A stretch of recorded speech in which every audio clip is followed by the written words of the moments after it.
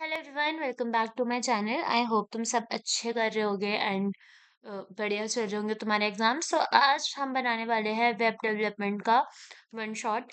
ठीक है, इसमें मैं यूनिट 1 एंड यूनिट 2 कवर करवाऊंगी। एक चीज मैं तुम्हें बता देती हूँ कि ये जो वेब डेवलपमेंट है, this is basically for your college exams. जो थ्योरी एग्जाम्स होते हैं उनके लिए है, जिसमें मैं थ्योरी ही कवर करूंगी।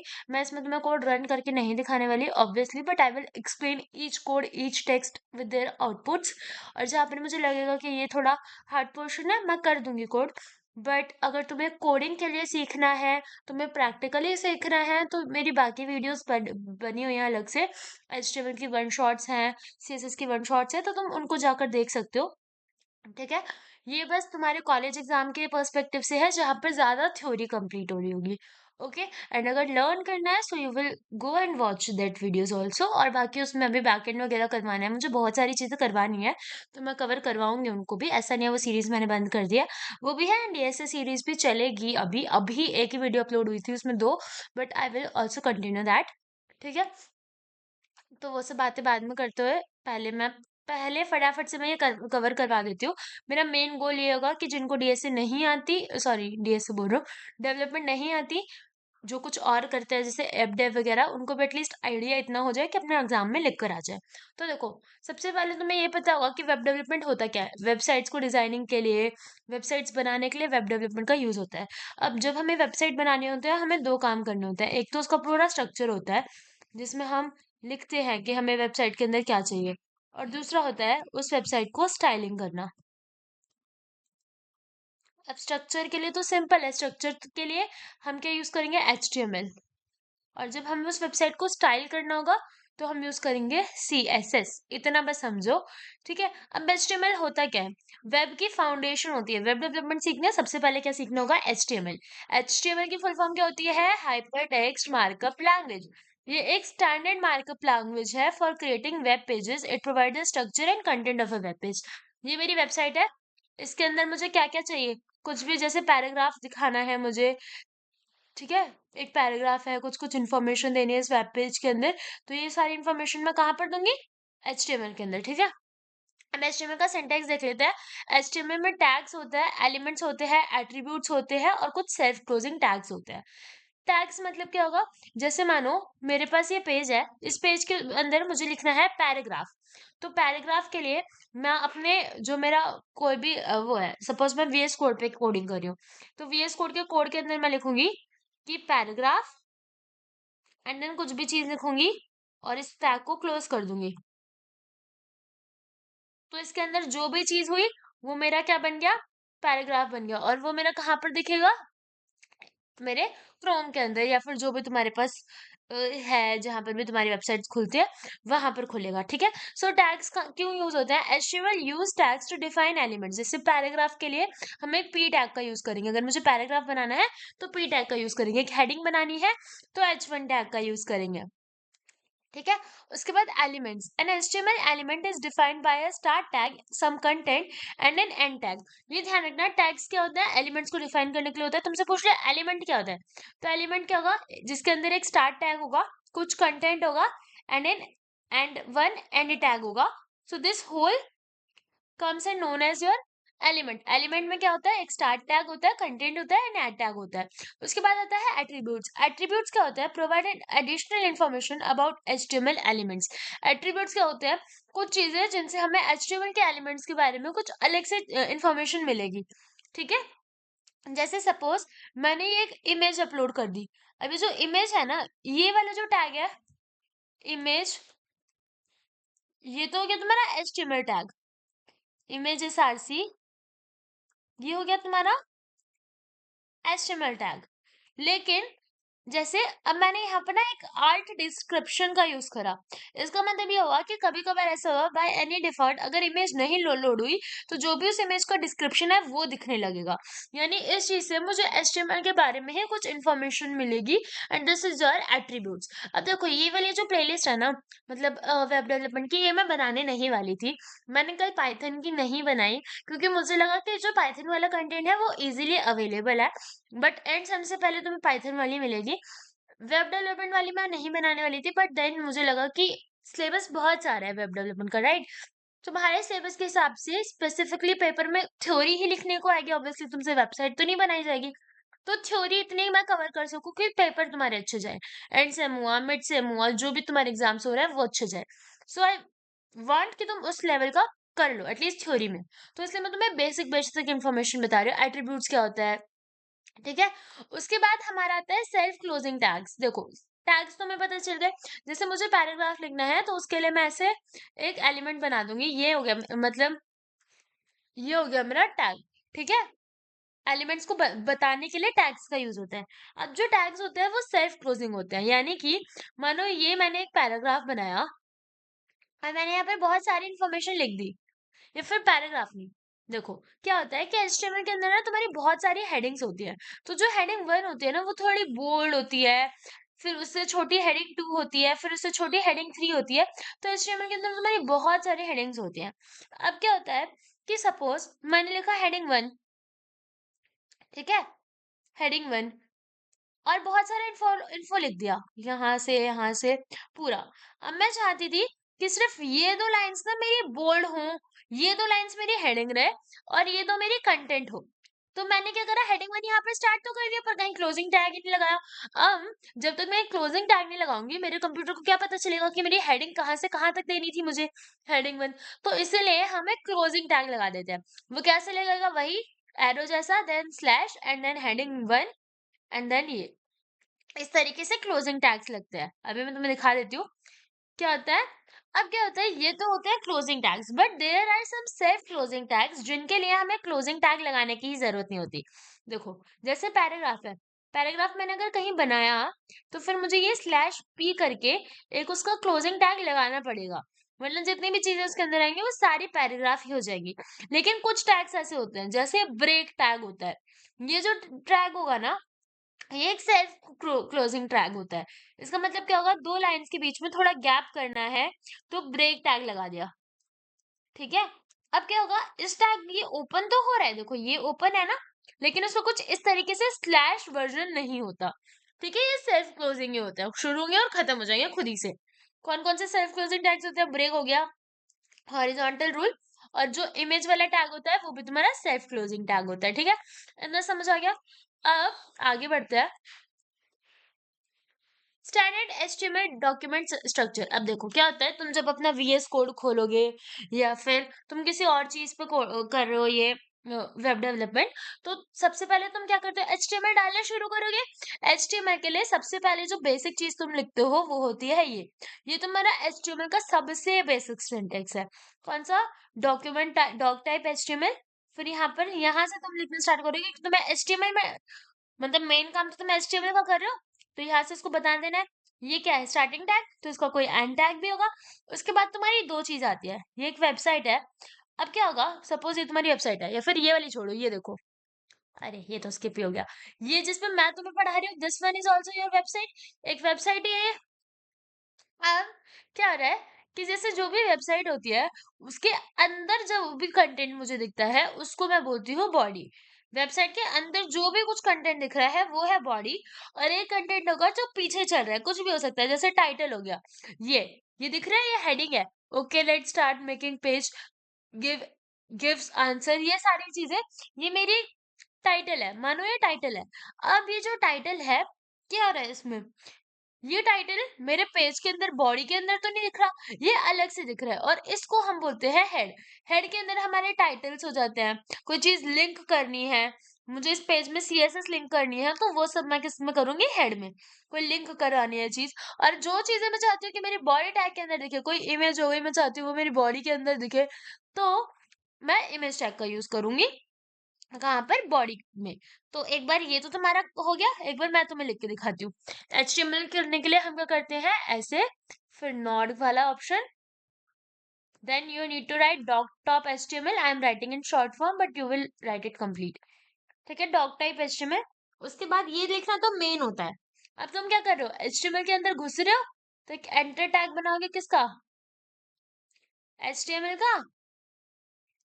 एक ना मुझसे लिखा नहीं जाता इस पेन से, HTML का एंटर टैग बनाओगे। अब तुम्हें HTML का एक क्लोजिंग टैग भी बनाना होगा, क्योंकि HTML tag is not a self closed tag, ठीक है। तो तुम्हें इसका क्लोजिंग टैग भी बनाना होगा। उसके बाद ये मानो तुम्हारा HTML जैसा एक वेब पेज रेडी हो गया। अब तुम्हें इसके अंदर खुद से ही एक हेड और एक बॉडी बनानी है। तो यहाँ पर तुमने बना ली हेड ही क्या होता है, हेड बना लिया, और यहाँ पर हेड को क्लोज कर दिया। And then you will create a body for yourself, for not your for sorry not for yourself, for your HTML, and then you will close your body also, like this, like this। इतना समझ आ गया। तो ये हमारा basic syntax होता है HTML लिखने का। अब एक एक करके सारे फीचर्स पे वर्क करते हैं। ये डॉक टाइप HTML क्या है, देखो।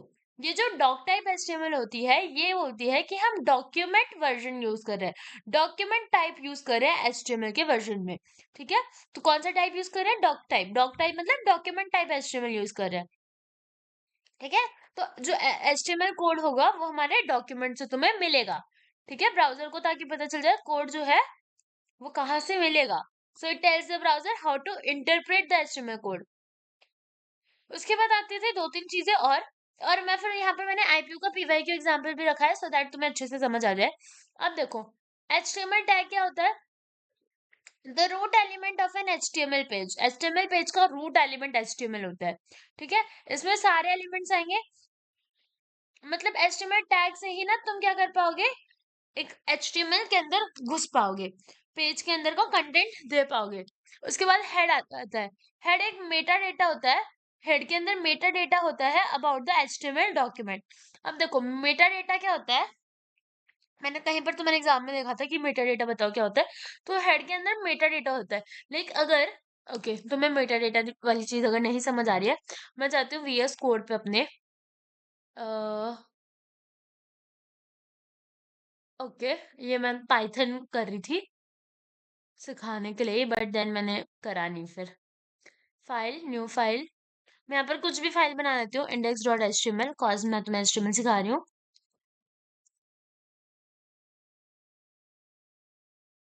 ओके, ये मेरी index.html की फाइल बन गई। अब देखो तुम्हारे पास जो कीबोर्ड है ना, वहां पर जो जहां वन लिखा है की में, उसके ऊपर एक नॉट जैसा ऑप्शन बना होगा, राइट।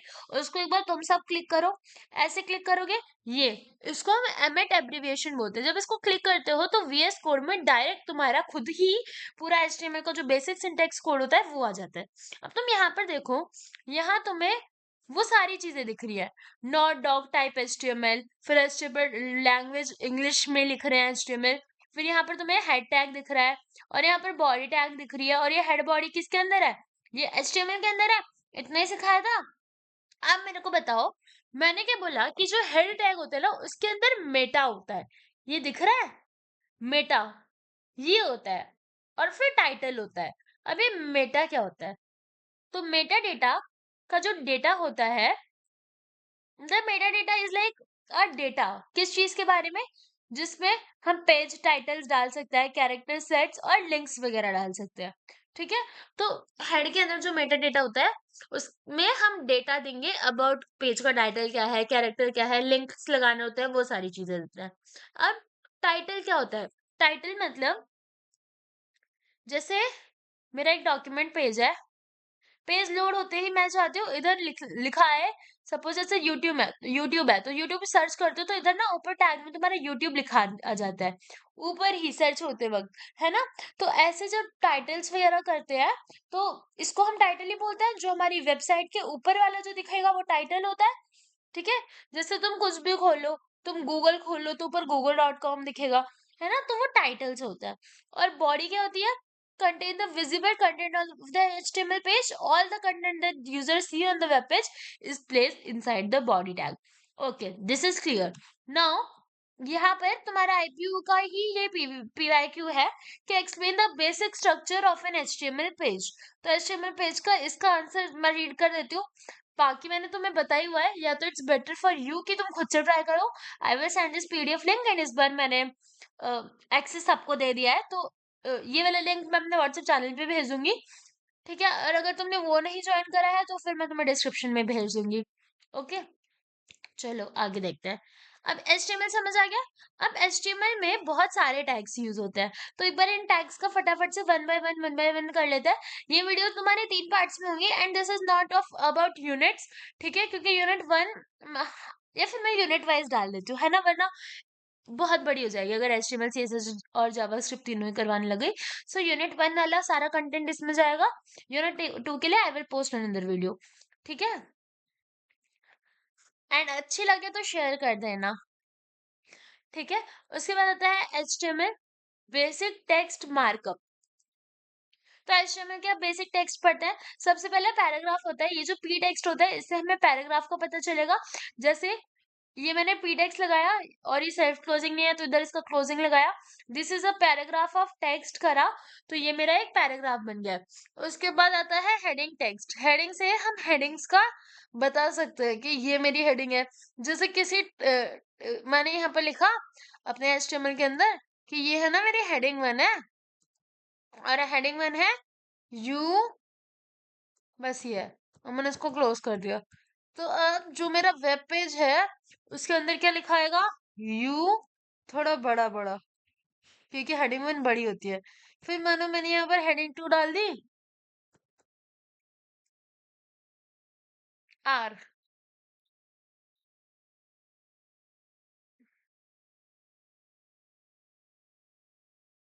आर, तो यहाँ मेरा थोड़ा सा छोटे में ही आर लिखाएगा, ठीक है। इस तरीके से होता है। फिर मैंने और हेडिंग डाली, जैसे फिर मैंने सपोज यहाँ पर डाल दी heading 3,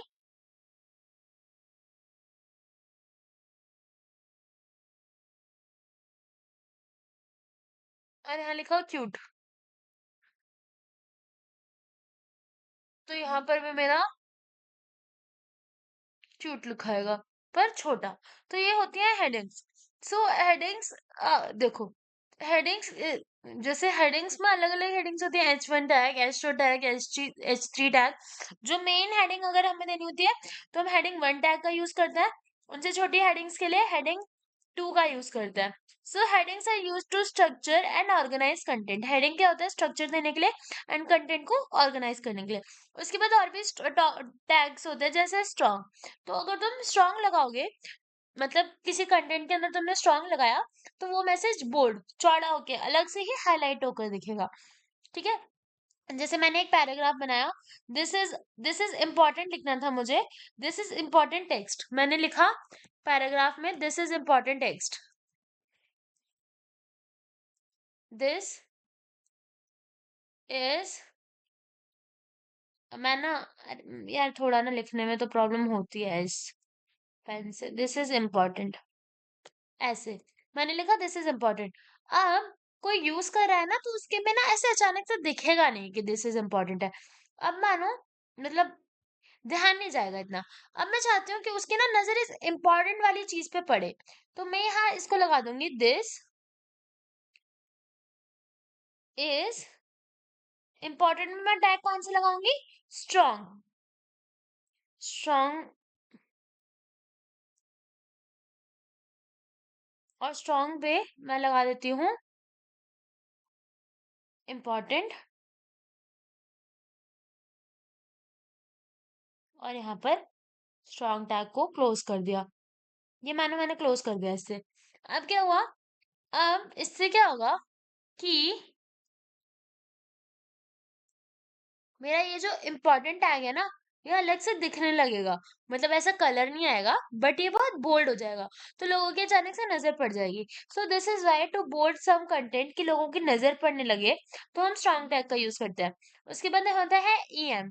EM is like emphasised text, ठीक है। इसमें क्या होता है, टेक्स्ट जो होता है वो अलग राइटिंग में दिखने लगता है, लाइक थोड़ा इटैलिक दिखने लगेगा अगर EM का टेक्स्ट यूज करो। फिर ब्रेक। ब्रेक क्या होता है, दो लाइंस के बीच में अगर मुझे थोड़ा गैप चाहिए, ठीक है।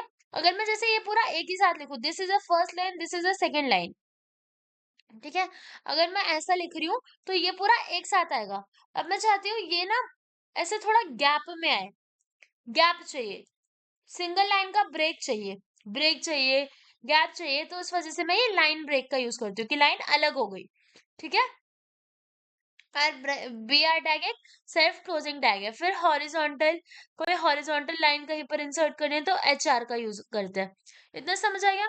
उसके बाद फॉर्मेटिंग एंड स्ट्रक्चर क्या होता है? These elements help structure content and improve readability, मतलब इन सब की हेल्प से ना स्ट्रक्चर इंप्रूव होता है, कोड रिलेबल होता है। अब यहाँ पर डिफरेंशिएट करो सारी हेडिंग्स के बीच में, ठीक है? ये तुम्हारा आईपीयू का पीवाईक्यू ही है। सो हेडिंग 1 से लेकर हेडिंग 6 तक, H1 to H6 are heading tags use to define the hierarchy of a content. तो ये देखो, जो हेडिंग्स होती है H1 से H6 तक होती है, और ये हायरार्कीज बताती है। जैसे जो H1 होगी ना, वो सबसे इंपॉर्टेंट होगी, देन H2 होगी, देन H3 होगी। जैसे H2 सब हेडिंग्स बताता है, H6 सबसे लेस इंपॉर्टेंट या फिर सबसे छोटे लेवल पे होती है, ठीक है? H1 का फॉन्ट साइज ज्यादा होता है और H6 का सबसे छोटा होता है। H1 ज्यादा बोल्ड होती है H6 के कंपेयर में, और यहाँ पर हमें क्लियर स्ट्रक्चर क्रिएट कर सकते हैं यूजिंग दिस कंटेंट। ओके, आगे आते हैं using these tags. Now, HTML styles and attributes. अब जो HTML होता है उसके अंदर मुझे स्टाइल डालनी है। ये स्टाइल के लिए तो CSS वाली चीजें भी मैं पढ़ाऊंगी। So now, right now I am not including this, but अगर तुम्हें HTML के लिए कंटेंट HTML में स्टाइल वगैरह डालना है तो दो तरीके होते हैं, but I will cover that later, ठीक है? ये अब नहीं पढ़ा रही। उसके बाद HTML में एट्रीब्यूट्स हमने देखे थे क्या होता है, जो HTML एलिमेंट्स के बिहेवियर को मॉडिफाई करने में हेल्प करे। नाउ अब हम बढ़ते हैं एचटीएमएल एट्रीब्यूट्स के बारे में।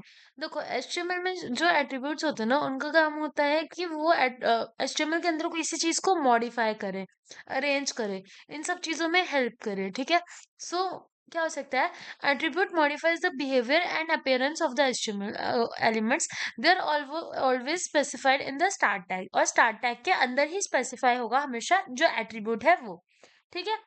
अब एट्रीब्यूट टैग्स कौन कौन से होते हैं? आईडी होती है, क्लास होती है, SIRS, SRC, रैफ, ऑल्ट, विड्थ और हाइट, ये सारी चीजें हमारी क्या होती है? एट्रीब्यूट्स। तो देखो, आईडी का काम क्या होता है, अभी तुम ऊपर ऊपर से समझ लो। आईडी का काम होता है किसी भी एलिमेंट को यूनिकली आइडेंटिफाई करने में, ठीक है? जैसे मानो मेरे पास ना दो पैराग्राफ्स थे, एक था रेड, बस लिख रही हूँ रेड, इसको क्लोज तो कर दूं, थोड़ा गैप लेके क्लोज करती हूँ। देखो अब मेरी राइटिंग सुंदर आएगी, आई तो है थोड़ी बहुत। और एक है, गंदी आ रही है, एक है येलो। इस तरीके से मेरे पास दो पैराग्राफ्स हैं। अब मानो मेरे को ना अपने वेब पेज के अंदर ये करना था कि जैसे ही मेरा जो यूजर है वो रेड पे जाए, तो रेड, मतलब रेड वाले एलिमेंट पे जाए तो इसका ना कलर रेड हो जाए, इसका कलर रेड हो जाए, और जब येलो पे जाए तो इसका कलर येलो हो जाए। तो यहाँ पर मैं इसको एक यूनिक आईडी दे दूंगी। कैसे दूंगी? यहाँ देखो, यहाँ लिखती हूँ, इसके अंदर देखूंगी ये जो पैराग्राफ है इसको आईडी दे दो,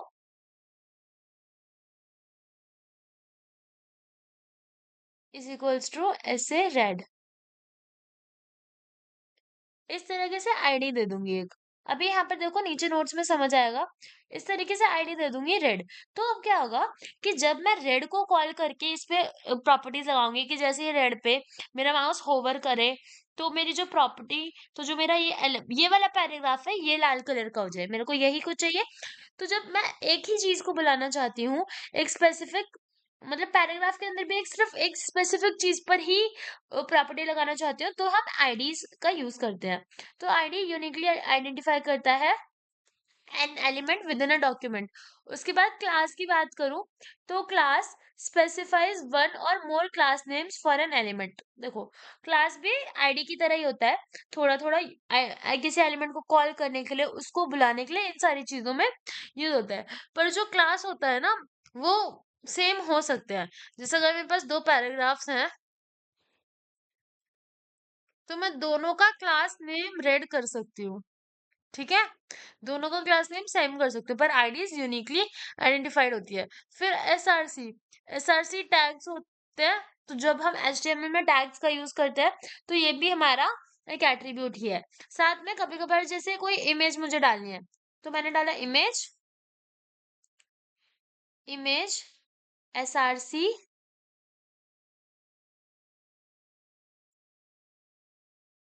अरे ये जाम कैसे हो गया मेरा पेन। हाँ, इमेज एसआरसी ये डाला। उसके बाद एक इमेज आ गई। एक इमेज आ गई। अब मानो इसमें मैं चाहती हूँ कि अगर मेरी इमेज ना चले तो कुछ और डिस्प्ले हो जाए कि this images currently not loading, ऐसा करके कुछ भी आ जाए। तो उसके लिए हम किसका यूज करते हैं, रेफ टैग का। ठीक है। अब क्या होता है, ये भी क्या कर रहा है, जो एचटीएमएल है उसको इजी करने में या फिर अंडरस्टैंडेबल करने में ही हेल्प कर रहा है। ऐसे ही हमारे अलग अलग टैग्स होते हैं, एट हो गया, विड्थ हो गया, जो किसी इमेज का साइज वगैरह, हाइट और विड्थ एडजस्ट करता है, ये सारी चीज होती है। अब आईडी और क्लास में डिफरेंस क्या होता है कि आईडी हर एलिमेंट की यूनिक होती है और क्लास मल्टीपल एलिमेंट्स की सेम हो सकती है। ठीक है। उसके बाद यहाँ पर है how to add inline styles in HTML element. तुम किसी एचटीएमएल एलिमेंट के अंदर स्टाइल कैसे ऐड कर सकते हो। तो आई थिंक ये आएगा या फिर नहीं पता नहीं, बट अगर मैं तुम्हें बता रही हूँ कि स्टाइल कैसे ऐड करना है, जैसे मानो मेरे पास एक पैराग्राफ है, मैं तुम्हें या फिर यहाँ पर करके दिखाती हूँ instead of typing there. Suppose मेरे पास यहाँ पर एक पैराग्राफ है, पैराग्राफ। अब मैं चाहती हूँ, ये पैराग्राफ है, हाय आई एम गर्ल, ऐसा। अब मानो ये मेरे पास एक पैराग्राफ है।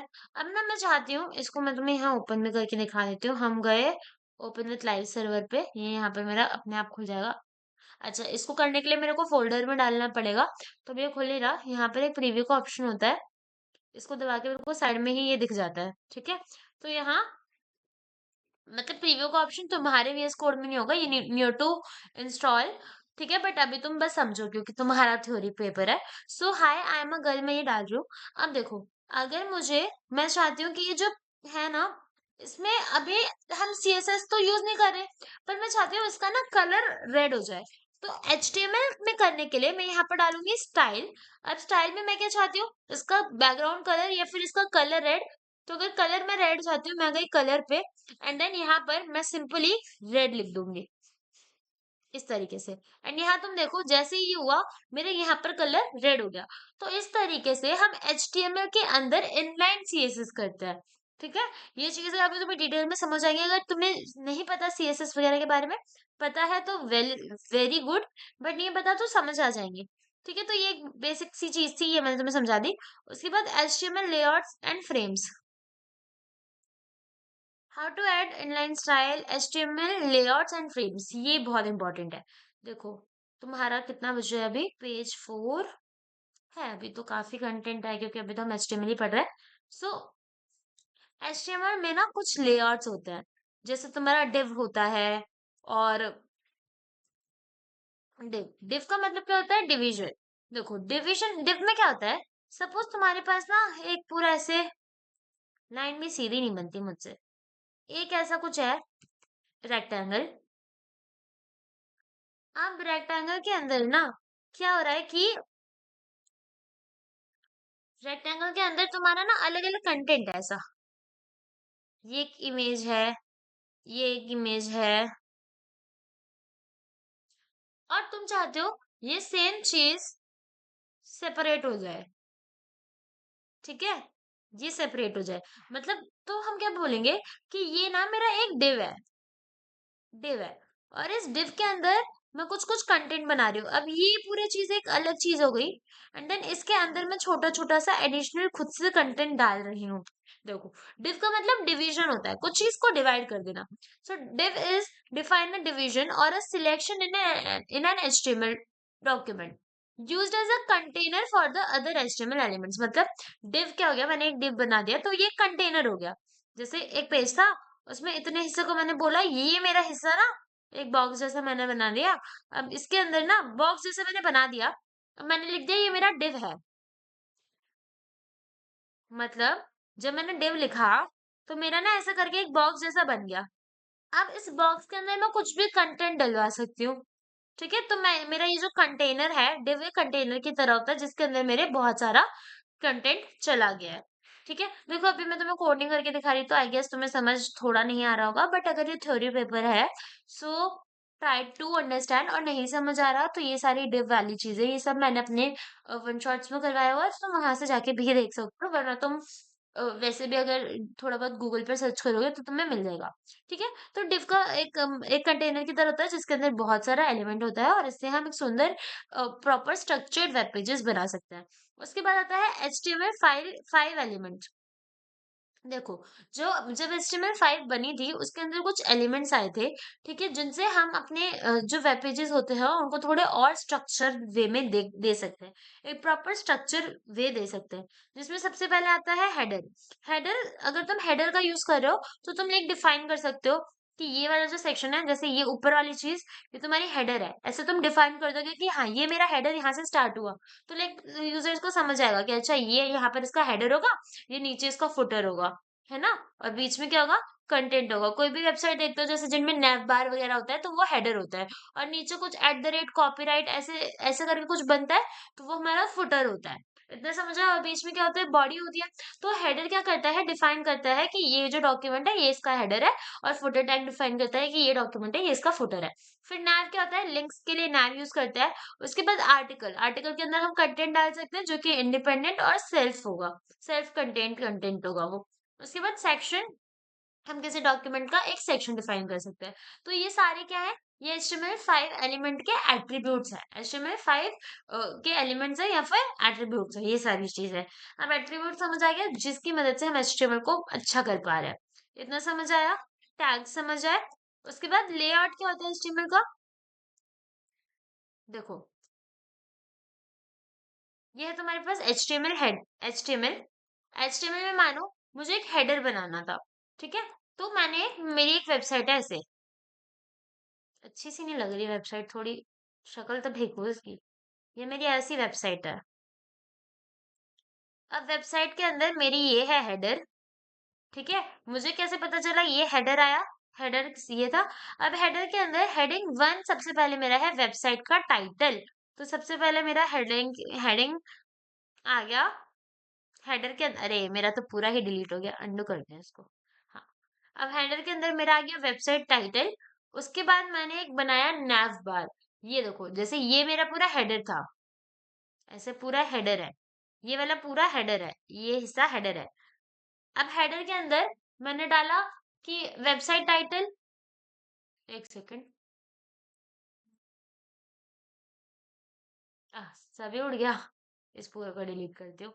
ये ऐसे है, देखो मैंने हेडिंग हेडर छोटा बना दिया था, मानो ये ऊपर वाला पूरा हिस्सा मेरा हेडर है और नीचे वाला हिस्सा मेरा फुटर है। अब मैंने डाला, हेडिंग क्या है मेरी, वेबसाइट टाइटल, H1 है मेरा वेबसाइट टाइटल, मैंने इधर लिख दिया वेबसाइट टाइटल। अब उसके बाद मैंने लिखा नेव बार, तो नेव बार के लिए जब मैंने नेव टैग यूज करा तो मेरा एक नेव बार बन जाएगा, ठीक है।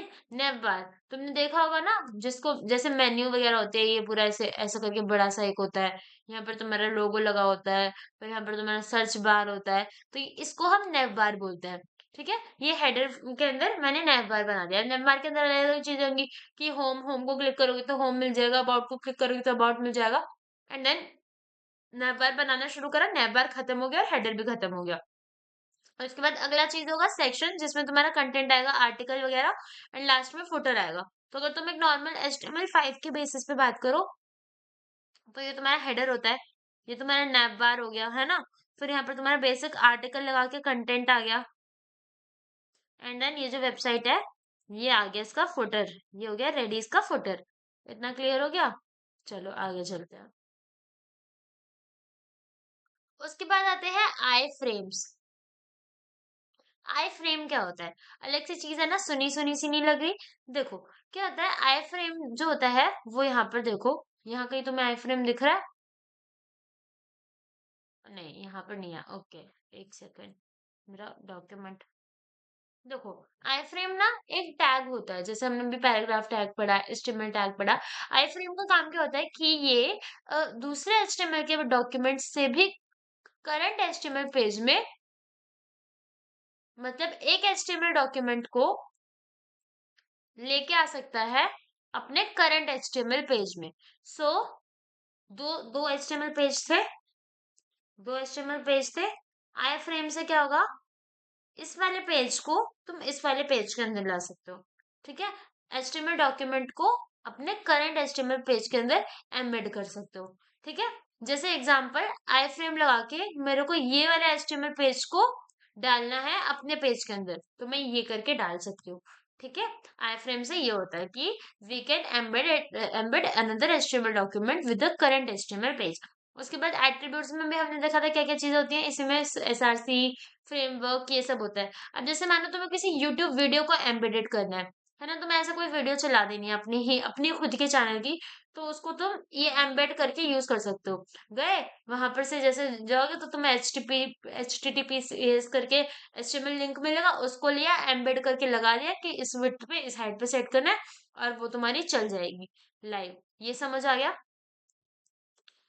अब इसमें है क्वेश्चन है आईपीओ पीवाई के एग्जाम है कि what is the use of iframe. तो आई सॉरी गाइज मेरा माइक, अरे सॉरी गाइज मेरा माइक गिर गया था। Okay, so what is the use of an iframe. तो यहाँ पर तुम आई फ्रेम में लिख सकते हो कि एम्बेडेड करने में यूज होता है एचटीएमएल के डॉक्यूमेंट्स को। It allow you to display content from a different source, किसी और वेबसाइट से तुम कंटेंट ला सकते हो, ये सारी चीजें कर सकते हो। उसके बाद एचटीएमएल में इमेजेस को ऐड करने के लिए हम क्या यूज करते हैं, इमेज टैग। एचटीएमएल में इमेज को ऐड करने के लिए what we use, image tag. ठीक है, कैसे यूज करेंगे, इमेज डालनी है तो तुम लगाओगे क्या, इमेज एसआरसी, एसआरसी में जाके जहां पर भी तुम्हारे वो फोल्डर में इमेज है उसका नाम, then alt a beautiful landscape. तो एट में तुम्हें पता चल जाएगा, जैसे alt is like to give an information कि अगर बाय द वे एचटीएमएल में इमेज लोड नहीं हुई तो ये जो एट वाली चीज है अ ब्यूटीफुल लैंडस्केप ये लिखा आएगा, तो तुम्हें पता चल जाएगा कि ये इमेज क्या थी, this is about something landscape की थी ये इमेज। एट्रीब्यूट्स मैंने बना दिया। इमेज की फॉर्मेटिंग कैसे होती है, इमेज हमारी जेपीजी होती है, जेपीईजी होती है, पीएनजी होती है, गिफ फॉर्म में होती है, एसवीजी होती है, ये सारे इमेज के फॉर्मेट्स होते हैं। उसके बाद आता है relative path and absolute path. So relative path are relative to the current HTML file and absolute paths are full URLs. तो जो तुम्हारे एब्सोल्यूट पाथ्स होता है वो कंप्लीट यूआरएल होता है, और जो रिलेटिव पाथ है वो करंट एचटीएमएल फाइल के अकॉर्डिंग होते हैं। उसके बाद देखो दो तीन चीजें, लिंक, लिंक तो सबको पता है क्या होता है। ठीक है, तो यहाँ पर आता है हाइपरलिंक्स। हाइपरलिंक्स, अब हाइपरलिंक्स क्या होते हैं, एक एक चीज का ना किसी चीज का लिंक कहीं पर ऐड करवाना है, तो इसके लिए हम हाइपर लिंक का यूज करते हैं। सपोज मैं गई, मैंने यहाँ पर डाल दिया पैराग्राफ गूगल, मेरी वेबसाइट थी जहाँ पर मैंने पैराग्राफ डाला गूगल, गूगल इस तरीके से। अब मैं क्या चाह रही हूँ कि जैसे ही कोई इंसान, अरे जैसे ही कोई इंसान मेरे इस गूगल को क्लिक करे ना, वो डायरेक्ट चला जाए www.google.com पे। ठीक है, जैसे ही कोई बंदा मेरे इस गूगल को क्लिक करे वो मेरे डायरेक्ट google.com में एक्सेस हो जाए। इसके लिए मुझे क्या करना पड़ेगा, मुझे जहां पर रीडायरेक्ट करवाना है उसका लिंक चाहिए, और उस लिंक को इसमें इस तरीके से अटैच करूंगी कि जब इसको क्लिक करूंगी तो यूजर उसी लिंक पे चला जाए। And for that we use this anchor tags, not hyperlinks. ठीक है, तो इसके लिए हम इस टैग का यूज करते हैं, पहले डालेंगे एंकर रेफ। ठीक है, उसके बाद जो भी वेबसाइट पर जाना है, रिडायरेक्ट होना है, उस वेबसाइट का लिंक, इसको क्लोज कर दिया इससे। एंड देन कॉज ये एक सेल्फ क्लोजिंग टैग नहीं है, हमने इसको क्लोज करा, एंड उसके बीच में तुमने डाल दिया गूगल, गूगल ऐसा कुछ। तो अब क्या होगा, तुम जैसे ही क्लिक करोगे ना तो तुम गूगल पे पहुंच जाओगे। इस सारी चीज को मैं तुम्हें करके दिखाती हूँ। सपोज ये मेरा एक एचटीएमएल टैग है, मैं इसको कंट्रोल कॉपी कर रही हूँ, राइट। अब मैं चाहती हूँ कि मेरा जो डॉक्यूमेंट मैंने इधर कहीं खोल रखा था, आई गेस खुला हुआ था ना, इधर ही खुला हुआ था। अब मानो मैं चाहती हूँ कि यहाँ पर मैं लिखूं एंकर एक, ये, अब मैंने वही लिंक पेस्ट कर दिया, राइट, उसको पेस्ट कर दिया। अब मैं चाहती हूँ यहाँ पर आ जाए लिखा हुआ नोट्स। तो यहाँ देखो, यहाँ पर एक नोट्स लिखा दिख रहा है। अब मैं क्या चाहती हूँ, देखो ये अपने आप ही क्लोज हो जाता है, वीएस कोड पे लिखने की जरूरत नहीं होती, बट पेपर में लिखने की जरूरत होगी। तो मैं चाहती हूँ कि मैं जैसे ही नोट्स पे क्लिक हो ना कुछ हो, जैसे मैंने इस नोट्स पे क्लिक करा तो क्या होगा, मेरे ये नोट्स एक्चुअल में खुल गए। सो this is what HTML link work. Link लाया, लगाया, क्लिक करा, वो चीज ओपन हो गई। इतना क्लियर होगा। अब लिंक भी हमारे अलग अलग तरीके के होते हैं। एक्सटर्नल लिंक्स होते हैं एंड इंटरनल लिंक्स होते हैं एंड एंकर लिंक्स होते हैं। तो एक्सटर्नल लिंक्स क्या होते हैं, जो दूसरी वेबसाइट्स के होंगे। इंटरनल लिंक्स क्या होंगे, जो सेम ही पेज मैंने बनाया हुआ है उसी वेबसाइट का और हम उसी पे रिडायरेक्ट रिडायरेक्ट करवाना चाहते हैं। एंड एक होता है एंकर लिंक। एक मतलब जैसे एंकर लिंक्स लिंक्स क्या होता है, मानो मेरे जो पेज है उसमें ना मैंने कुछ कुछ इन्फॉर्मेशन दी हुई थी किसी एग्जाम की, जैसे how to apply, when to apply, last date and form link, ऐसा कुछ। और मैंने सेम ही पेज पे सारा कंटेंट डाला हुआ है। पर मैं चाहती हूँ कि कोई स्क्रॉल कर करके कंफ्यूज ना हो। तो जैसे ही मैं चाहूंगी कि जैसे ही वो बता फॉर्म लिंक दबाए, वो पेज अपने आप स्क्रॉल होने लगे और यहाँ पर वो मेरे को डायरेक्ट फॉर्म वाले सेक्शन के पास ले जाए। तो जब हम खुद ही एक ही टैग में वही लिंक लगा के यूज कर रहे हैं, मतलब on a same web page, so this is known as your anchor links. ठीक है, तो इतने तरह तरह के डिफरेंट डिफरेंट लिंक्स होते हैं। उसके बाद इमेज को भी हम लिंक की तरह यूज कर सकते हैं। हम इमेज की भी लिंक लगा देते हैं। आगे बढ़ते हैं। How to create an image as an hyperlink. तो इमेज को क्रिएट करना देख लिया था। उसके बाद आता है लिस्ट बनाना एचटीएमएल में। देखो लिस्ट क्या होता है, हमारे पास ना एचटीएमएल में बहुत सारा सपोज डेटा है एंड ये लिस्ट वाला तो मैंने तो क्वेश्चन तुम्हारे पीवाईक्यू में भी देखा था। डेटा है। अब मानो उस लिस्ट को या फिर मुझे टेबल्स बनाने हैं। जैसे मानो ये मेरे पास एक पेज है, इसमें मुझे अलग अलग लिस्ट बनानी है। तो लिस्ट के लिए जैसे मैं चाहती हूँ यहाँ पर वन आए, वन में आ जाए कोई फ्रूट, टू में आ जाए कुछ भी, थ्री में आ जाए कुछ भी, ऐसे मुझे अलग अलग तरीके की लिस्ट बनानी है। अब जो एचटीएमएल होता है उसके अंदर लिस्ट दो तरीके से होती है। एक होती है अनऑर्डर्ड लिस्ट और एक होती है ordered list. Unordered list is like a list जहाँ पर कंटेंट में नंबरिंग नहीं होगी, कोई ऑर्डर नहीं होगा। एंड ऑर्डर्ड लिस्ट में नंबरिंग होगी, ठीक है, और एक पर्टिकुलर ऑर्डर होगा। तो जो अनऑर्डर्ड लिस्ट होती है यहाँ पर हम एक बुलेट पॉइंट्स में लिस्ट बनाते हैं और हर लिस्ट को इस तरीके से डिफाइन करते हैं। सबकी ऑर्डर लिस्ट क्रिएट होती है नंबर्ड आइटम्स में और हर लिस्ट को हम इस टैग से डिनोट करते हैं। तो यहाँ पर देखो मैं तुम्हें नीचे ही समझा देती हूँ। जो अनऑर्डर्ड लिस्ट होती है उसका आउटपुट कैसा होता है। पहला हो गया आइटम वन। तो यहाँ पर जब आउटपुट आएगा मेरा, तो आउटपुट ऐसे बुलेट पॉइंट्स में आएगा। बुलेट पॉइंट्स यहाँ लिखा आ जाएगा,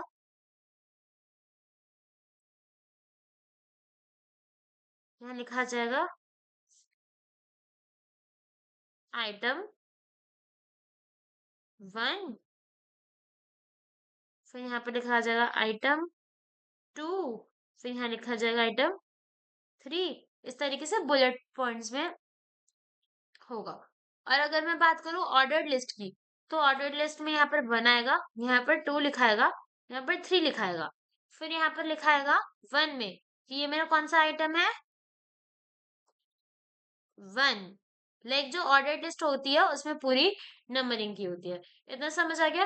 अब हम बनाते कैसे हैं, मेरे को अगर अनऑर्डर्ड लिस्ट बनानी है तो अनऑर्डर्ड के लिए हम यूएल टैग यूज करते हैं एंड उसके बाद लिस्ट बनानी है अनऑर्डर्ड लिस्ट के अंदर लिस्ट में क्या एलिमेंट्स डालने हैं, तो ये लिस्ट टैग यूज करा, ये ओपनिंग लगाया, ये क्लोजिंग लगाया एंड इस तरीके से अपना एलिमेंट डाल दिया। और मानो ऑर्डर्ड लिस्ट बनानी है तो ऑर्डर्ड लिस्ट के लिए we use a OL tag and then close open and close that. ठीक है, इतना क्लियर हो गया। अभी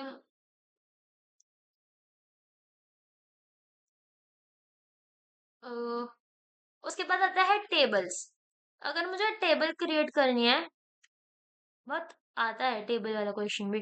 फिर है तुम्हारा फॉर्म्स एंड देन तुम्हारा कुछ चीजें हैं and I guess dynamic HTML, event handling, मैं देख लेती हूँ। और फिर तुम्हारा सीएसएस स्टार्ट हो जाएगा, मतलब यूनिट वन तुम्हारी खत्म होने वाली है। इजी है वैसे तो, कुछ इतना खास है नहीं, मतलब एचटीएमएल वगैरह तो आती है ना मोस्टली सबको, तो इजी है, करवा दूंगी मैं, चिंता मत करो तुम लोग।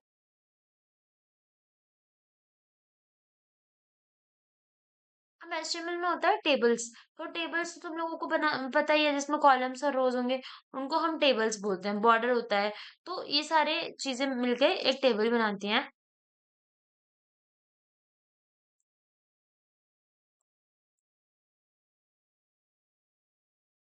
ठीक है, तो टेबल बनाने के लिए सबसे पहले हम स्टार्ट क्या करेंगे, ये टेबल टैग से स्टार्ट करेंगे। अब सपोज मेरे को टेबल का रो बनाना है, ऐसे टेबल का रो बनाना है। तो उसके लिए मैं टी आर टैग का यूज करती हूँ, ठीक है। और टेबल के सेल्स बनाने के लिए टी डी, एंड टेबल के हेडर सेल्स बनाने के लिए we use this T H, ठीक है। इन सब टैग्स का यूज करा जाता है। तो देखो कैसे होता है, जैसे मैंने सबसे पहले एस्टिमेट टैग के अंदर, बॉडी टैग के अंदर लिखा टेबल, यानी कि यहाँ से मेरा टेबल बनेगा, this one is your closing and this one is your, sorry, this one is your opening and this one is your closing ना। इसके अंदर तुम्हें टेबल बनाना था, रो बनानी थी, तो तुमने टी आर डाल के एक रो बना दी। यहाँ पर भी टी आर डाल के रो बना दी, एंड यहाँ पर टी आर डाल के यू मेड अनदर। अब पढ़ते हैं टेबल एट्रीब्यूट्स के बारे में। तो टेबल्स के अंदर क्या क्या चीजें होती है। बॉर्डर्स होता है, बॉर्डर जो कि किसी टेबल की विड्थ बताएगा। सेल पैडिंग, लाइक अगर ये एक टेबल बन रहा है ऐसे कुछ सेल्स से, तो cell padding is use to give some space into the cell. तो cell padding specify the space between cell content and cell border.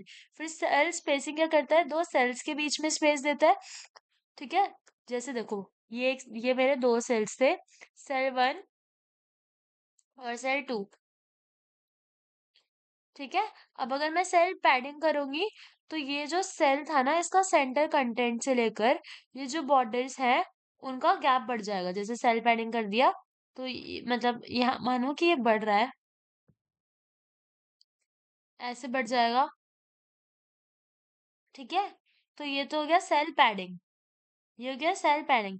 और सेल स्पेसिंग मतलब ये दो सेल्स थे, इनके बीच अगर इतना स्पेस था, तो अब सेल, दो सेल्स के बीच का स्पेस बढ़ जाएगा इन अ टेबल।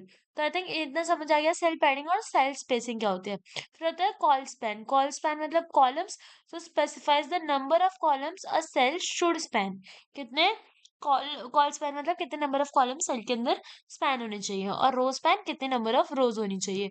तो ये हो गया टेबल के एट्रीब्यूट्स, ठीक है। अब आगे आते हैं कि how to create a basic HTML table. तो करने के लिए सबसे पहले एचटीएमएल लिखा, टेबल बनाना है तो टेबल टैग का यूज करता है। उसके बाद रोज से स्टार्ट करेंगे, तो रोज के लिए हम टी आर यूज करते हैं। फिर क्लोज करेंगे, एक और टी आर सपोज यूज करा एंड उसको क्लोज करा। उसके अंदर टेबल के अंदर कंटेंट के लिए हम टी एच का यूज करते हैं, ठीक है। फिर जो भी बनाना है, जैसे नेम एज सिटी, अगले में डालना है। जैसे टी आर बनाया, तो ऐसे रो बन गई। अब इसके अंदर कंटेंट डालना है, तो टी एच का यूज करें। यहाँ पर आ गया नेम, यहाँ आ गया एज, एंड यहाँ पर आ गया सिटी, ठीक है। उसके बाद अगली नेक्स्ट रो बनाई इस तरीके से। फिर टी एच का यूज करा, तो नेम के नीचे जॉन डोई आ गया, एज के नीचे 30 आ गया, और सिटी के नीचे न्यूयॉर्क आ गया। सो इस तरीके से टेबल्स बनते हैं। क्लियर हो गया। Let's move. एंड इसी के तरह से तुम एक और नेम ऐड कर सकते हो, टी आर की जगह वो कंटेंट डाल के अपना, ठीक है।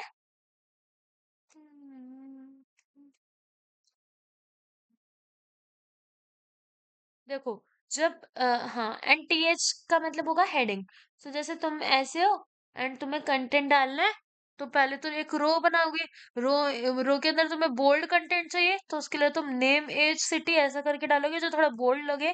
और उसके बाद तुम्हें इस टेबल को फिल करना है विद सम लाइट कंटेंट, तो उसके लिए तुम क्या डालते हो, T D table, T D करके। तो मैं एक टेबल में बना के दिखा देती हूँ। देखो कैसे होगा, टेबल बनाएंगे हम। एक सेकेंड, लेट मी फर्स्ट एक ना माइक ना जगह पे लगा दूं।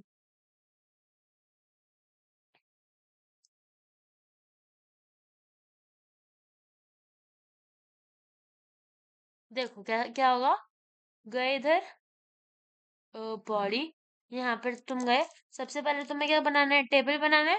क्या यूज कर रहे थे टेबल बनाने के लिए, सबसे पहले रोज बनाओ। एक सेकेंड, क्या खुल गया। सबसे पहले रोज बनाओगे, तो उसके लिए हम टी आर लिखेंगे। सबसे पहले तो टेबल बनेगा, तो टेबल बनाने के लिए तुम डालो टेबल बनाना है तुम्हें, टेबल, इसको ऐसे क्लोज टैग अपने आप लिख जाएगा। फिर रो बनानी है, तो टी आर, इसके अंदर पहली रो बन गई। अब तुम्हें बोल्ड चाहिए, तो हेडिंग। अब इसके अंदर डालो क्या क्या चाहिए तुम्हें। सपोज पहली इंफॉर्मेशन चाहिए नेम की, तो आ जाएगा नेम। दूसरी इंफॉर्मेशन तुम्हें चाहिए,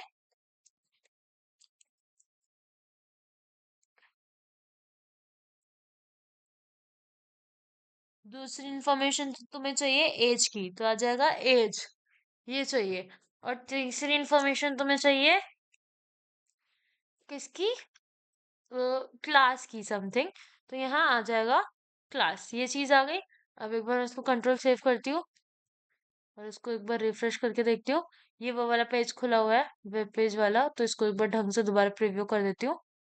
हाँ, तो यहाँ पर तुम्हें ऐसे नेम, एज और क्लास ऐसा दिख गया। ये सारी चीज हो गई।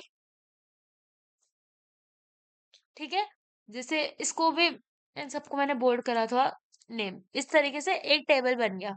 अब मानो मेरे को एक और रो बनानी है, तो इसके नीचे मैं क्या लगा दूंगी, एक और रो बनानी है, तो TR, देन कंटेंट देना है तो डायरेक्ट TD करके कंटेंट दे देंगे। इस सेम चीज को कॉपी कर देती हूँ 3 जगह पर, कंट्रोल कॉपी, पेस्ट पेस्ट। अब यहाँ पर नेम की एक सेकेंड, ये क्या हो गया, पेस्ट। अब यहाँ पर नेम की जगह पर मैं कुछ भी डाल देती हूँ, सपोज कशिश डाल दिया, कशिश, तो यहाँ पर नेम के नीचे कशिश आ गया और जितनी जगह थी उतनी ले ली। फिर एज की जगह पर आ जाएगा 30 एंड क्लास की जगह पर आ जाएगा 3rd, इस तरीके से। और यहाँ पर तुम चाहो इसको ऐसे थोड़ा थोड़ा स्पेस दे दो। अच्छा, 3rd इधर ही आ गया, तभी ये चिपक रहा है थोड़ा। और यहाँ पर देखो, जैसे तुम इसमें कंटेंट दे रहे हो तो तुम्हारा वो वाला अपना ठीक हो रहा है। यहाँ पर मैं लिख देती हूँ 3rd।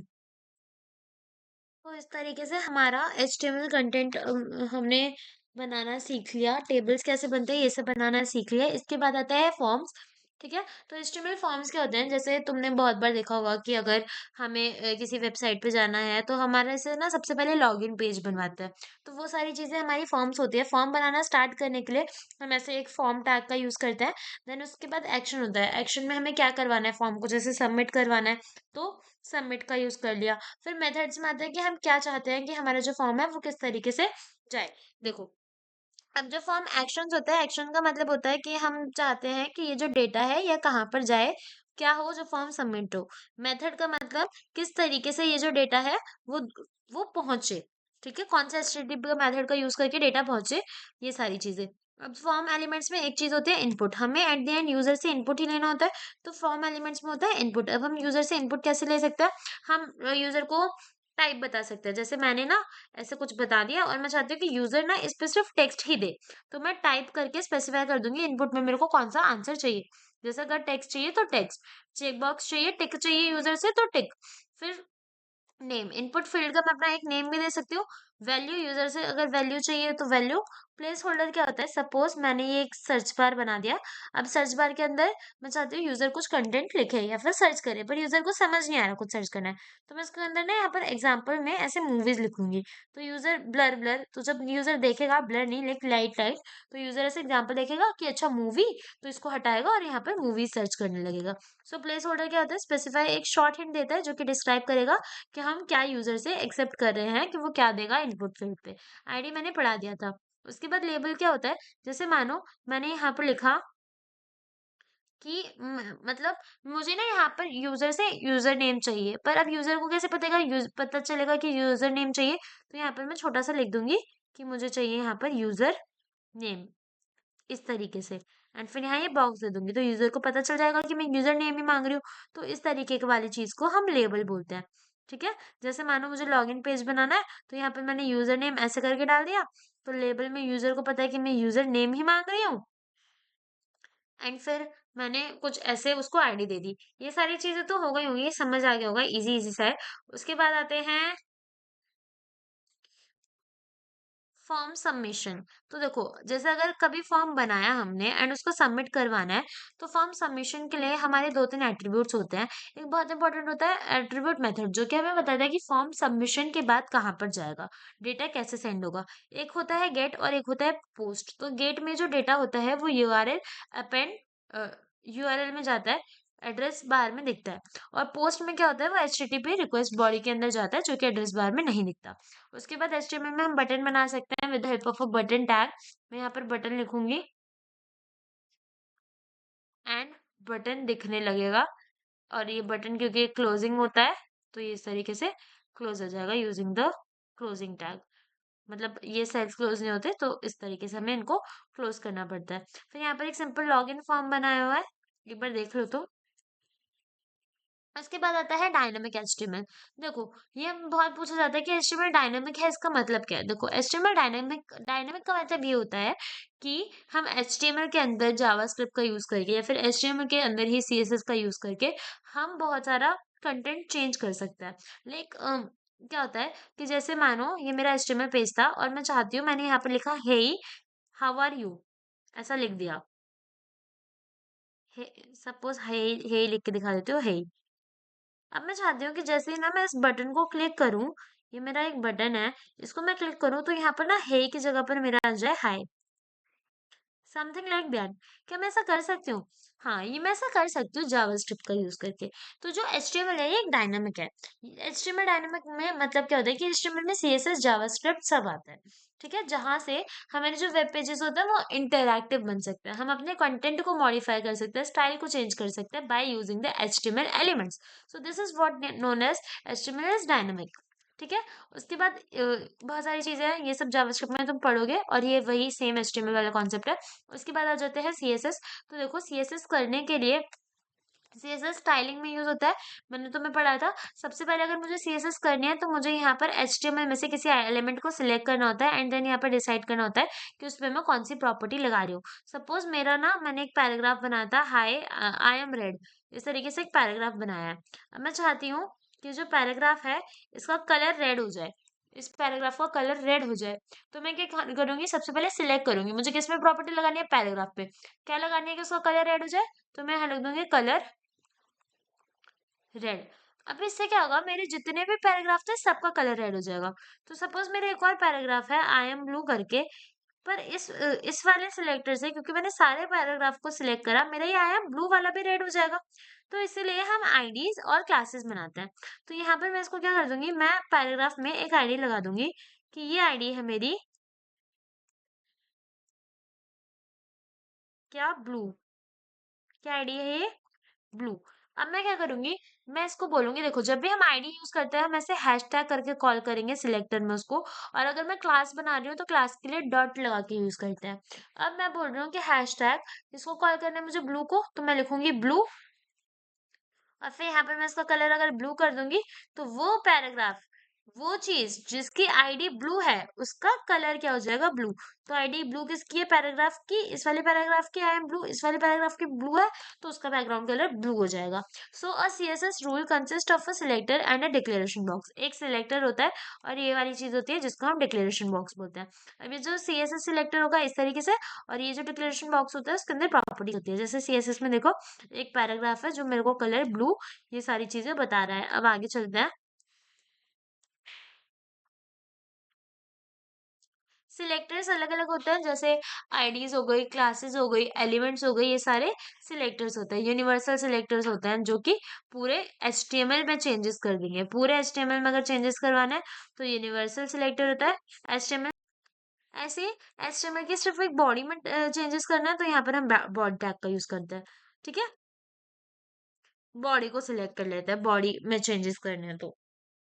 अब जो HTML होता है उसको हम यूज कैसे कर सकते, मतलब CSS को हम अपने HTML के अंदर यूज कैसे कर सकते हैं। पहला था इनलाइन स्टाइल, जो मैंने सब तुम्हें दिखाया। एक होता है इंटरनल स्टाइल और एक होता है एक्सटर्नल स्टाइल। अब देखो हुआ क्या था, ये ना मैंने तुम्हें पढ़ा दिया था, बट एक प्रॉब्लम क्या आ गई थी कि आउट आई डोंट नो कैसे मेरी रिकॉर्डिंग ही पॉज हो गई थी। सो वो चीज मैंने पढ़ा दी थी एंड मैंने खुद ही बना दिया था, बट अब मुझे तुम्हें तुम्हें दोबारा बना के दिखाना पड़ेगा, बट इट्स फाइन।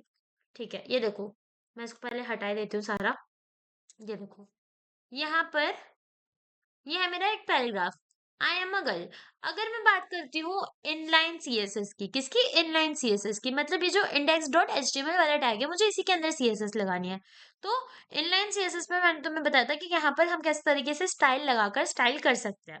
फिर एक होती है इंटरनल सीएसएस। इंटरनल में भी यही एचटीएमएल फाइल के अंदर मैं स्टाइलिंग कर दूंगी। तो इंटरनल के लिए मैं सिंपल अपना एक स्टाइल टैग लगा दूंगी, और मुझे किस चीज में चेंज करना है, पैराग्राफ में। मैंने पैराग्राफ को सिलेक्ट करा और यहाँ पर अब ये चीज लगा दूंगी। अब पैराग्राफ में मुझे कलर चेंज करना है तो मैं सिंपली यहाँ पर लिख दूंगी कलर, क्या चेंज करना है, रेड। तो मैं यहाँ लिख दूंगी कलर रेड, और इस तरीके से मेरा यहाँ देखो कलर रेड हो गया। ठीक है, अब मानो मुझे यहाँ, ये तो हो गई एक चीज, पर मेरी सीएसएस में तो बहुत, एचटीएमएल में तो बहुत सारे एलिमेंट्स होंगे। अब हर किसी को चेंज करने लग गई तो ये एक ही फाइल कितनी बड़ी हो जाएगी, इसलिए हम अलग से एक फाइल बना देते हैं, जिसका, जब हम अलग से एक फाइल बनाते हैं, जैसे मैंने यहाँ पर एक न्यू फाइल पे गई एंड मैं यहाँ पर क्रिएट कर देती हूँ style dot C S S. मैंने एक फाइल बनाई style dot C S S, ये yes create file, we want to replace it, yes, okay. मैंने एक फाइल बनाई style dot C S S. अब मैंने क्या करा, यहाँ से तो अपने टैग हटा दिया, एक न्यू फाइल बना दी।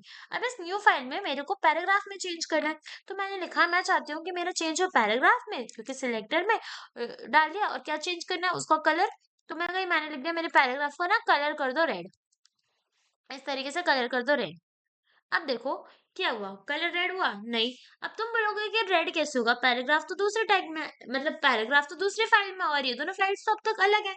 बिल्कुल अलग है, हाँ बिल्कुल अलग है। और स्टाइलिंग करने के लिए मेरे को इन फाइल्स को आपस में लिंक करवाना पड़ेगा। फॉर लिंकिंग पर्पसेस हम क्या करते हैं, जब हमें स्टाइल को लिंक करवाना होता है, मैं हेड टैग के अंदर, मैंने बोला था ना मेटा के अंदर हम चीजों को लिंक करवाते हैं, टाइटल्स लिखते हैं, मैं सिंपली यहाँ पर लिखूंगी लिंक, और लिंक सीएसएस करने पे तुम्हें अपने आप ही ये देखोगे कैसे लिखते हैं, link rel style sheet ref style dot C S S. जैसे ही तुमने ये लिखा, ये फाइल्स, ये दोनों फाइल्स आपस में लिंक हो गई, और यहाँ पर मेरा हाई एमएगल का कलर भी रेड हो गया। अगर इतना तुम्हें क्लियर हो गया होगा कि किस तरीके से इसको, जब हम दूसरी फाइल बनाते हैं तो इसको हम एक्सटर्नल सीएसएस बोलते हैं। ये तुम्हें क्लियर हो गया, तुम्हारी यूनिट खत्म होने वाली है, यूनिट 1। चलो अब ये सब हो गया, अब आगे बढ़ते हैं। मैं थोड़ा फास्ट फास्ट पढ़ाती हूँ, क्योंकि मुझे तुम्हें एक और यूनिट यूनिट करवानी है आज। इतना समझ आ गया, ये सब क्लियर हो गया।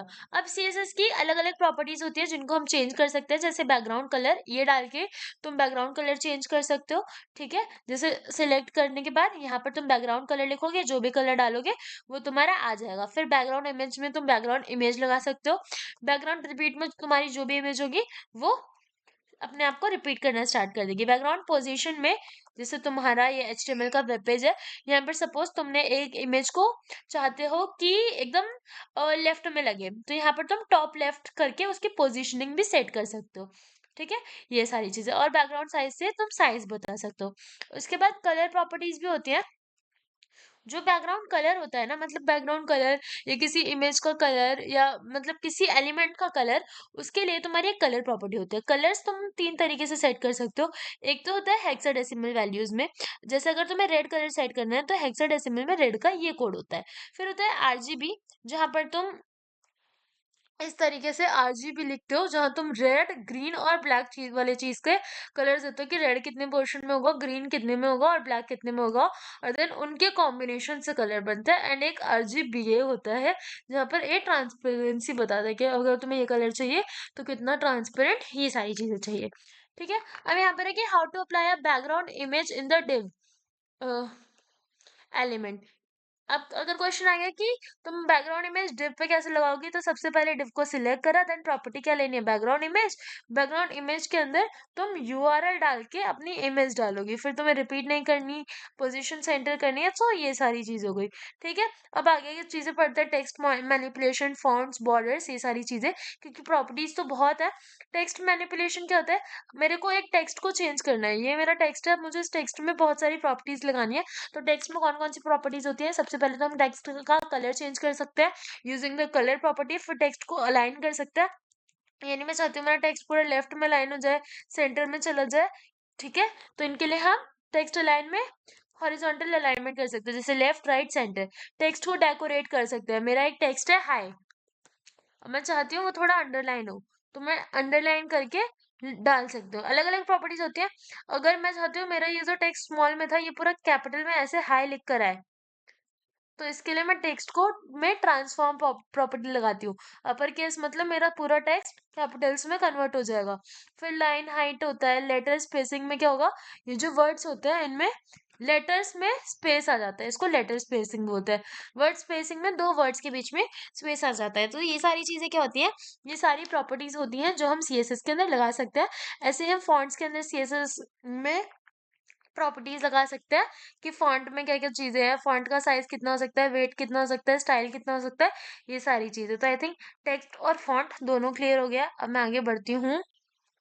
CSS border margin padding. देखो क्या होता है, मानो सीएसएस में मैंने एक बॉक्स बनाया, ठीक है। अब इस बॉक्स को मुझे बॉर्डर देना है थोड़ा, तो बॉर्डर लगाने के लिए हम सीएसएस में एक बॉर्डर की प्रॉपर्टी यूज करते हैं, ठीक है। जैसे बॉर्डर को विड्थ दे सकते हैं, बॉर्डर स्टाइल दे सकते हैं, मतलब जब तुम बॉर्डर डालोगे ना, जैसे तुम चाहते हो कि इसका बॉर्डर हो, तो तुम तीन तीन चीजें एक साथ बताते हो उसको। बॉर्डर की विड्थ क्या होगी, बॉर्डर का स्टाइल क्या रहेगा, और बॉर्डर का कलर क्या रहेगा। तो जब भी तुम सीएसएस में बॉर्डर प्रॉपर्टी लगाओगे, तुम सबसे पहले उसकी विड्थ दोगे, 1 पिक्सल का बॉर्डर चाहिए, 2 पिक्सल का चाहिए, 3 पिक्सल का चाहिए। फिर बॉर्डर तुम्हें प्रॉपर ऐसे सॉलिड बॉर्डर चाहिए, ये तुम चाहते हो कि तुम्हारा बॉर्डर ऐसे ऐसे डॉट डॉट डॉट फॉर्म में बने, तो ये हो गया कि तुम्हें सॉलिड बॉर्डर चाहिए या डॉटेड बॉर्डर चाहिए। और फिर आता है कलर क्या होगा। ओके, तो ये तीन चीजें हम देते हैं जब भी हमें बॉर्डर चाहिए होता है, border width style and colour, ठीक है। आगे बढ़ते हैं, बॉक्स मॉडल।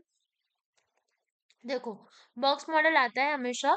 बॉक्स मॉडल क्या होता है, जो भी तुम्हारा एलिमेंट होता है ना HTML के अंदर, ये इस तरीके से एक बॉक्स फॉर्म में होता है। मतलब सबसे पहले तुम्हारा एक कंटेंट होता है, मानो ये तुम्हारा कंटेंट है। उसके बाद कंटेंट के बाद तुम्हारा जो कंटेंट होता है ना, उसके आसपास थोड़ा सा ना एक्स्ट्रा स्पेस होता है, जिसको हम बोलते हैं पैडिंग।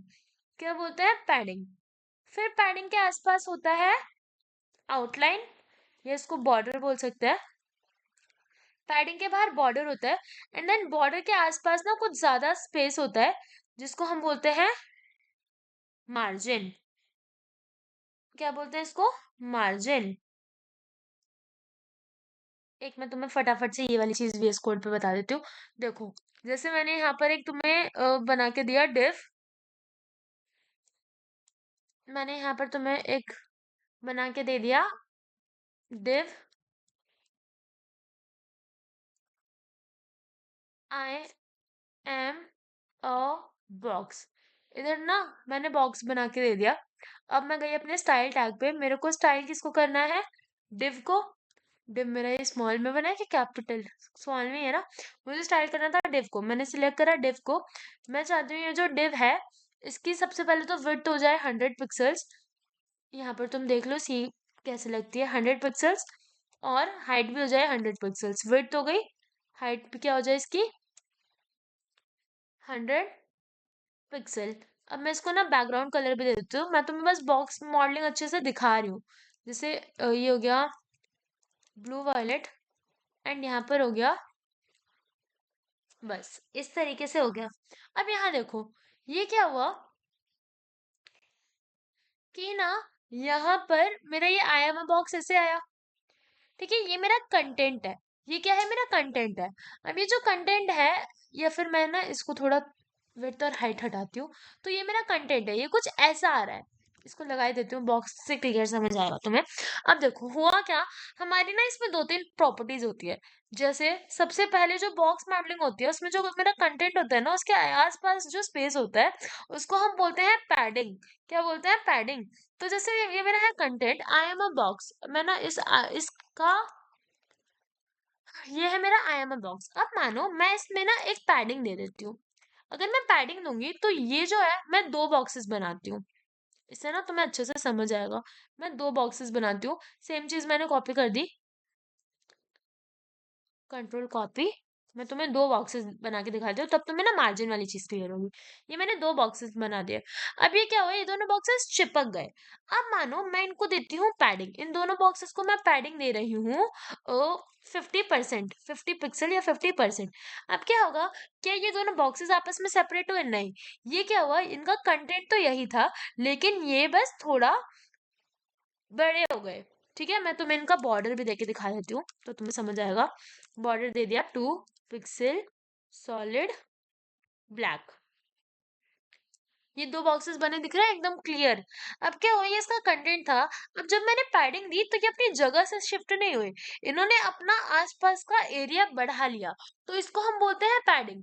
अब क्या हुआ, मैंने अब पैडिंग ये होती है कि ये जो कंटेंट था उसके आसपास जितने भी जगह होती है उसको पैडिंग बोलते हैं। अगर मैं पैडिंग 100 पिक्सल भी बोल दूंगी तो ये दो बॉक्सेस आपस में इधर उधर नहीं खिसकेंगे, ये बस अपना अपना साइज बढ़ा लेंगे, पर एक दूसरे को धक्का मार के गैप नहीं बनाया इन्होंने, ठीक है। अब क्या होता है, इस तरीके से मेरा बॉक्स मॉडल होता है, ये होता है कंटेंट, इसके आसपास होती है पैडिंग और फिर होता है बॉर्डर, उसके बाद होता है मार्जिन। क्या अभी इस बॉक्स में तुम्हें कहीं मार्जिन दिख रहा है? मार्जिन मतलब बाहर का खाली स्पेस, मार्जिन मतलब ऐसे जैसे ये है मेरा कंटेंट, ये है मेरा पैडिंग, ये थी मेरी बॉर्डर, उसके बाद आसपास का जो एक्स्ट्रा स्पेस हुआ है सबके बाद वो होता है मार्जिन। पर क्या तुम्हें यहाँ पर इन बॉक्सेस में कुछ एक्स्ट्रा स्पेस दिख रहा है? मुझे तो नहीं दिख रहा, मुझे तो कोई भी मार्जिन नहीं दिख रहा, ये तो बॉक्सेस सटे सटे से दिख रहे हैं। अब मैं तुम्हें मार्जिन लगा के देखती हूँ, दिखाती हूँ। जैसे ही मैं यहाँ पे मार्जिन लगाऊंगी, मैंने सपोज लगाई इतनी मार्जिन जो नॉर्मल आंखों से दिखे 30 पिक्सल, मानो मैंने इस तरीके से 30 पिक्सल लगाई, तो देखो ये लेफ्ट से राइट से इधर से और नीचे से हर जगह से, देखना बैक स्पेस पहले यहाँ पर था, जैसे ही मार्जिन लगाई ये हर जगह से थोड़ा थोड़ा खिसक गए। तो मार्जिन मतलब बाहर का एरिया, और बॉक्स मत पैडिंग क्या होता है?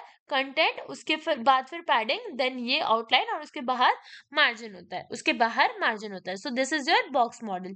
इतना क्लियर हो गया? आ जाओ, इन सब चीजों को मैं तुम्हें इंग्लिश में पढ़ा देती हूँ कि तुम अपने पेपर में किस तरीके से लिख के आओगे। So boxes, every HTML element is treated as an rectangular box. तो एस्टिमल एलिमेंट एक रेक्टेंगुलर बॉक्स की तरह ट्रीट करते हैं, जिसके अंदर कंटेंट होता है, पैडिंग होती है, बॉर्डर और मार्जिन होता है। सो कंटेंट मतलब एक्चुअल कंटेंट, फिर पैडिंग क्या होता है? स्पेस जो कंटेंट और बॉर्डर के बीच में होगा, देन बॉर्डर होता है, और देन मार्जिन होता है। मार्जिन को हम सेट कर सकते हैं, प्रॉपर्टीज होती है मार्जिन को हम पिक्सल्स में सेट कर सकते हैं, एम रैम और परसेंटेजेस में कर सकते हैं। देन पैडिंग की भी सेम चीज होती है। इतना समझ आ गया? Box model I help hope clear हुआ होगा। अब यहाँ पर आईपीयू में अगर आईपीयू में क्वेश्चन आया था, explain the CSS box model. So the CSS box model describes how HTML elements are structured as rectangular boxes. तो सीएसएस बॉक्स मॉडल क्या बोलता है? हमें बताता है कि किस तरीके से जो एचटीएमएल के एलिमेंट्स हैं वो एक बॉक्सेस की फॉर्म में स्ट्रक्चर है, जहाँ पर चार चीजें होती है। कंटेंट होता है, पैडिंग होती है, मार्जिन होता है एंड बॉर्डर होता है, ये चार चीजें होती हैं। तो तुम्हें भी यही चार चीजें लिख के आनी है। आगे जाते हैं। अब सीएसएस में बहुत सारी चीजें अलग से होती है, जैसे सीएसएस में अगर लिस्टिंग बनानी है, ठीक है, तो तुम लिस्ट बना सकते हो। लिस्ट तो तुम्हें मैंने एचटीएमएल में भी बनानी सिखाई थी, सेम उसी तरीके से थोड़ी होती है। जैसे तुम्हें क्या मार्क करना है, क्या क्या चीजें लगेंगी वो सब। एक होता है पोजिशनिंग, पोजिशनिंग बहुत इंपॉर्टेंट है, बट फिलहाल के लिए ना थोड़ा जल्दी जल्दी में मैं तुम्हें बता देती हूँ। वैसे पोजीशनिंग इंपॉर्टेंट है, मैंने तुम्हें करके विजुलाइज करके दिखाया, मतलब जब मैंने सीएसएस के वन शॉट्स बनाए थे। अगर तुम्हारे पास टाइम है, आई गेस अभी तो नहीं होगा, बट अगर तुम्हारे पास टाइम हो तो तुम वीडियोस वो देख लेना, तुम्हें समझ आ जाएंगे पोजिशनिंग्स वगैरह। बट अभी के लिए तुम बस ऐसे देखो कि पोजिशन से क्या होता है, हम एक एलिमेंट की ना पोजिशन स्पेसिफाई कर सकते हैं। अगर मैं स्टैटिक लगा रही हूँ तो वो एलिमेंट जहाँ पर जो उसकी नॉर्मल पोजिशन होनी चाहिए वो अपनी नॉर्मल पोजिशन पे रहेगा। अगर मैं रिलेटिव लगा रही हूँ तो एलिमेंट अपने रिलेटिव पोजीशन के नॉर्मल में होगा। अब फिर ना कुछ और पोजीशंस होती है, जैसे एब्सोल्यूट।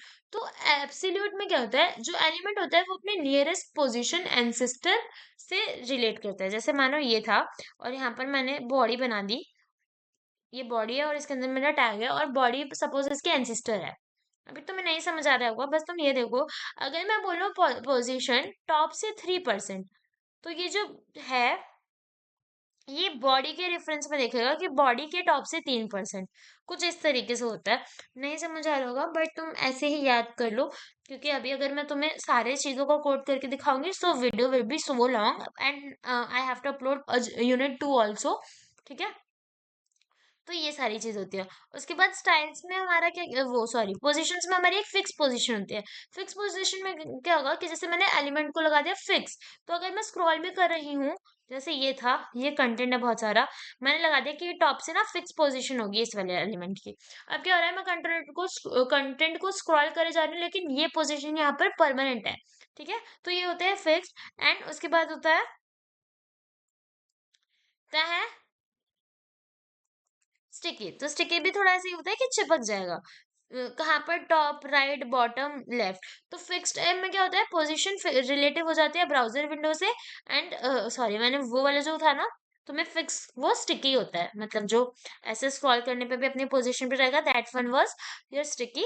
एंड फिक्स्ड में क्या होता है, पोजीशन रिलेटिव होती है ब्राउजर विंडो के। ये दो तीन पोजीशंस है, तुम लिख के आ जाओगे, स्टैटिक लिख देना। स्टैटिक में डिफॉल्ट वैल्यू होती है, फिर रिलेटिव में नॉर्मल पोजीशन में होता है, एब्सोल्यूट, ये सारी पोजीशंस होती हैं। फिक्स्ड हो गया, स्टिकी हो गया, टॉप डाउन राइट बॉटम, ये सारी पोजीशंस होती हैं। उसके बाद आता है तुम्हारा CSS2। CSS2, तो CSS2 CSS3 ये सारी कुछ चीजें हैं, ये CSS2 सिलेबस में है। CSS2 क्या होता है देखो, while CSS3 and later versions are prevalent, many fundamental concepts from CSS2 are still relevant and form the basis of modern CSS. CSS2 is like CSS but with some more advanced features. ठीक है, same ही होता है। CSS2 में box model है, वही same चीज है, content padding border and margin, positioning है। ठीक है, पोजीशनिंग CSS2 ने दिलाया था।